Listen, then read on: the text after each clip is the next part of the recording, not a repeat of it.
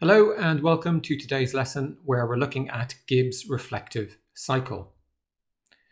Your experiences have shaped who you are, but to grow as a person, experience alone isn't enough. You need to learn from those experiences to get better at your job. And this is where Gibbs' reflective cycle comes in. It's a simple 6-step process to help you reflect on your experiences in the workplace. You'll learn what went well as what could have gone better, and put together an action plan to address your weaknesses. As you can see, the model is circular, starting with description, and this circular nature lends itself to learning from experiences over time, so you can get better and better at something. Now, the first 3 steps of the model focus on what happened during the experience you're analysing. And the second 3 steps focus on how you can improve your experience for future similar situations. Now, you can obviously use the model to evaluate your performance in the workplace, but it's also a great tool to use if you're coaching a subordinate or colleague to improve their skill in a particular area. So let's take a look at the 6 steps in a little bit more detail. So the first step is description, and in this step, you simply describe what happened. Be as factual as you can. So don't draw any conclusions yet. You'll do that later. So all you're trying to do is set the scene and provide some context so that you get a better understanding of the experience. So some questions that can help you here are: ask yourself what happened, when and where did it happen, why were you there, what did you do, how did people react, what happened at the end.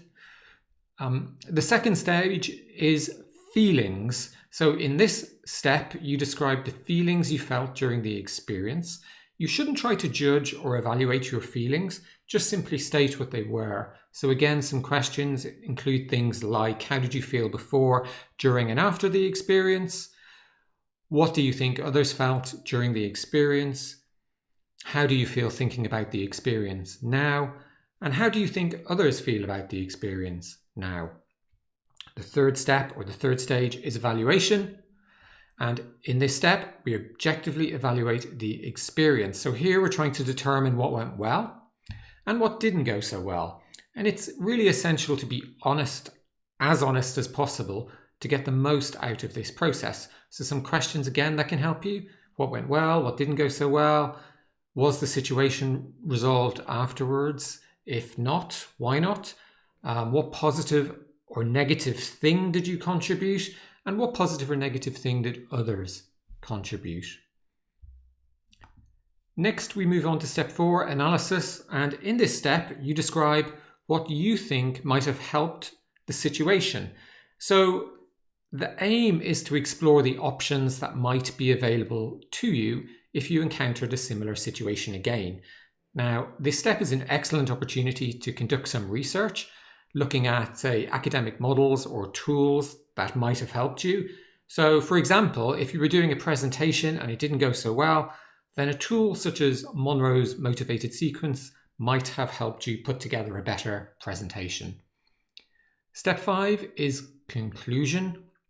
So now you've analysed the different options available to you, it's time in this step to focus and to draw some conclusions. So using the information you've collected in your analysis, ask yourself what skills, tools could help you do better next time.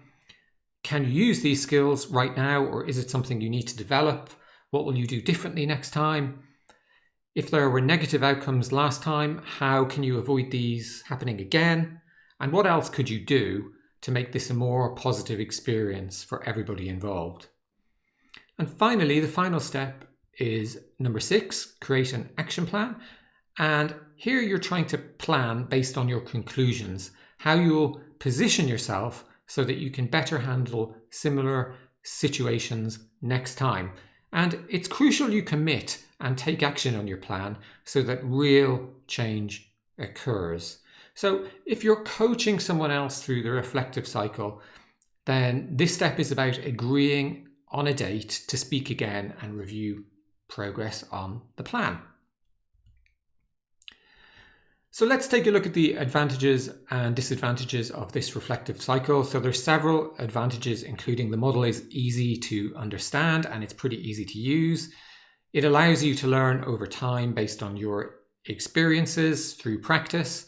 And over time, it gives you a more balanced and accurate judgment. There are some criticisms of the model, including it's a reactive rather than proactive approach to improving your skill set. It can be a superficial reflection as there is no real critical thinking involved, nor is there any sense of looking at the situation from a different perspective. And it can be difficult for many people to open up and discuss their feelings during the feelings step. So let's take a look at a really simple example. And in this example, imagine you gave a presentation to your senior leadership team and it hasn't gone so well. So retrospectively, using the model, your analysis might look something like you see here in this table. So last Monday, I was giving a presentation to the board. The purpose of the presentation was to provide an update on my department's progress in the previous quarter. I only got to slide 3 before the whole thing fell apart. The finance director asked me a question on the figures and I got flustered. He already didn't agree with the direction of my presentation. A big debate ensued and I didn't even complete my presentation. So next we have feelings. How did I feel? So in the lead up to the presentation, I felt very nervous as it's not every day I give a presentation to the leadership team. I felt panicked when asked the numbers question. I felt like an idiot when my time was up and I hadn't made it past the introduction of the presentation. So next we do the evaluation. Well, on the positive side, I've heard from my boss that this kind of thing happens all the time in those meetings. Afterwards, I just felt sad though, that I'd messed up and a little bit mad with the finance director for interrupting me. In terms of analysis, then on reflection, I probably should have sent a copy to the presentation to each member of the leadership team in advance. I also should have followed up with each of them in person to check they didn't take issue with what I was about to present.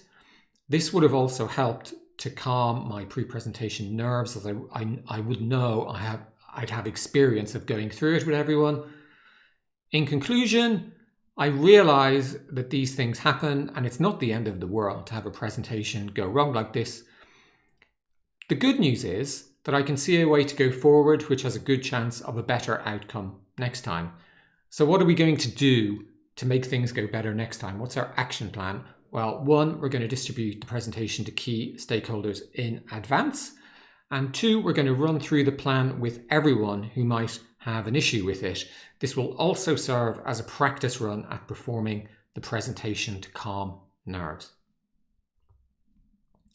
So, in summary, Gibbs Reflective Cycle provides a 6-step circular process that you can use to help you learn through practice and experience.